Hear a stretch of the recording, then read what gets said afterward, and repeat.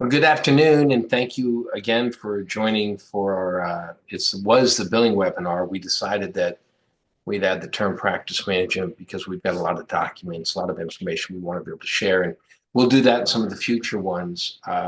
We would love to get some feedback from you about what you think would be a good topic, and we can add it to the list that we're going to bring to you. But without spending much more time on it, uh, I'll have the videos available, at least one of the videos available, and I'll send a link out this afternoon. We're going to try and get all the videos on that same location so that you can review those or share those with others. Uh, and Ariel's probably ready to get rolling here. I am. We have three more people in the waiting room if you want to add them in and then we'll get started.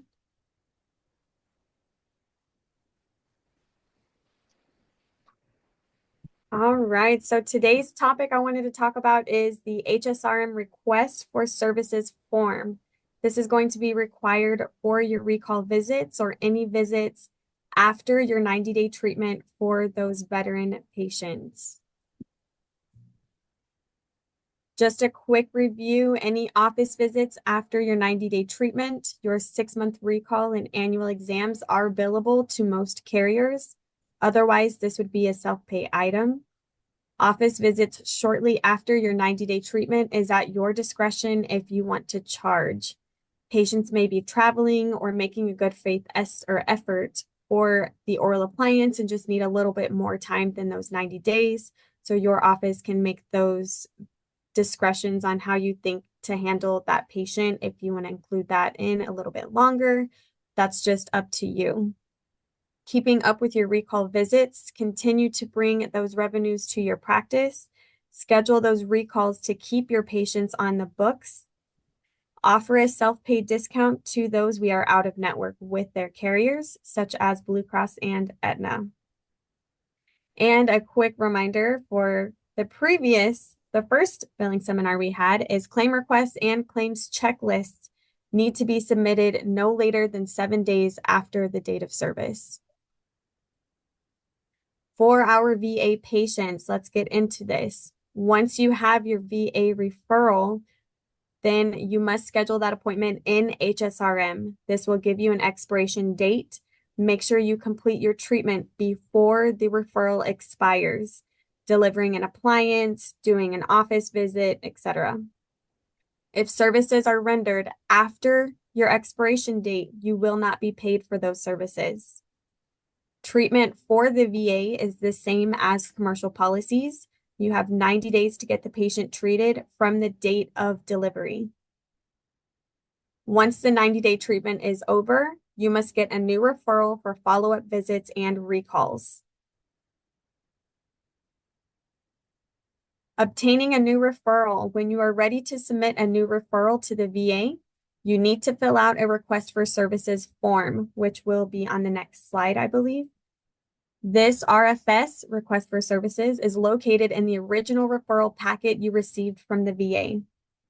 If you can't find that packet, you can also find it at this website that I did add below, which we will make available to you.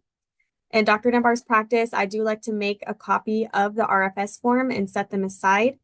And then I do tend to fill out some of the information ahead of time and then make copies. That way I'm not writing things over and over, aside from just the patient specific information. So here is a list of, or a copy of the request for services.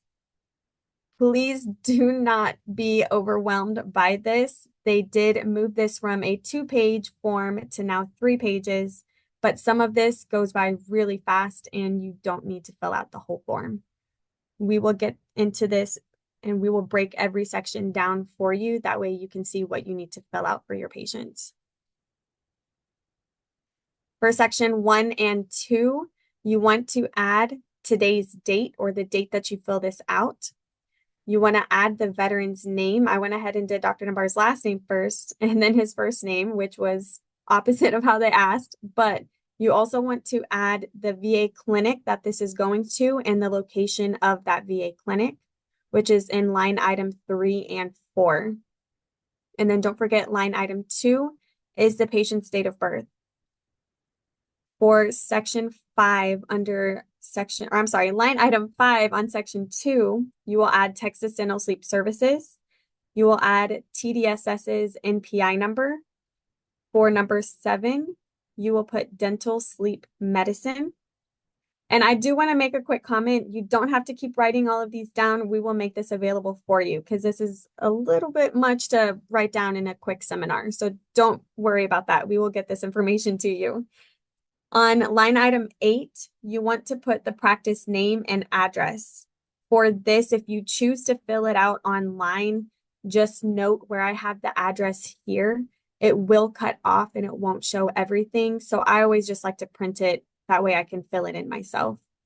And then line item 9, you will add your email address. Line item 10, your phone number. And line item 11 is your fax number. And then please note, Texas Dental Sleep Services is contracted. You are a provider under our entity, so make sure that you have TDSS under requesting provider's name. This is how the VA will find your practice. For section 3, on line item 13, this will be a routine request. This is not urgent. Under line item 14, you would put the diagnosis code, which is G47.33 with obstructive sleep apnea. And you will also put on line item 15, the anticipated date of service. So if you have this patient scheduled on June 2nd, 2025, then this is the date that you need to put down. On line item 16, this is where you're going to put the codes that you are trying to get approved for authorization. So since this is for a recall visit, this is for a 99214 and the oximeter, which is 94762. And then really, this is all that we need. Line 19 through 25, you don't need to fill anything else out because it's the same information. If you want, you can just put same in big letters, capitalized, all through box 19 through 25. In section 4, this one, we only need to fill out a little bit of information. For box number 27, this will be outpatient with facility name, Texas Dental Sleep Services. For box 30 or line item 30, additional visits, we'll put 1 to 3. Just in case you need to follow up with the patient again, that one visit isn't enough or they need to come back for another oximeter, you have that time period in order to get that patient treated. So I always put 1 to 3. And then the last one in this section is box number 36. This is where you need to explain what this visit is for. So in this regard, a 6-month follow-up visit with MAD, annual exam with MAD, or if your patient is needing a replacement appliance, replacement oral appliance due to what is going on with that patient's appliance. You need to explain that to the VA in order for that authorization to go through. On section 5, we are skipping this section completely. This is nothing that we need to fill out. Same for section 6. There's nothing for us to fill out here either. For section 7, again, this is a kind of repeat of information, but on line 45, we have the 99214, your office visit, 94762, or if you need this for a new appliance, your E0486. Quantity 1 to 3, same as what we have above. And then line item number 49, G47.33, which is obstructive sleep apnea. It's just kind of broken down to what's the specific diagnosis code and the specific diagnosis. No other line items in this is required. Section number 8, you only need to fill out number 53. This is again just explaining what this visit is going to be for, your 6-month follow-up, your annual exam, or oral appliance. And patient is scheduled. This is where I like to add again where the patient is scheduled at so-and-so time. So make sure that you include that as well, because most times if that's already there, your contact at the VA will already put that into HSRM when they process your referral, and that's one less thing that you would need to do. And then section 9, the last section, the only thing that you need to do is sign and date. The signature in box 56 or line 56 does need to come from the TDSS provider, not the office staff, just the provider alone. And then you can go ahead and date it the day that you fill this out. Some important notes for the request for services. Ensure that you are submitting the request for services form 2 months or more in advance prior to the patient's appointment. Just because you get an RFS submitted a month before that appointment doesn't mean that you're going to get it. Sometimes it does take that VA clinic a little bit longer in order to get that referral back to you.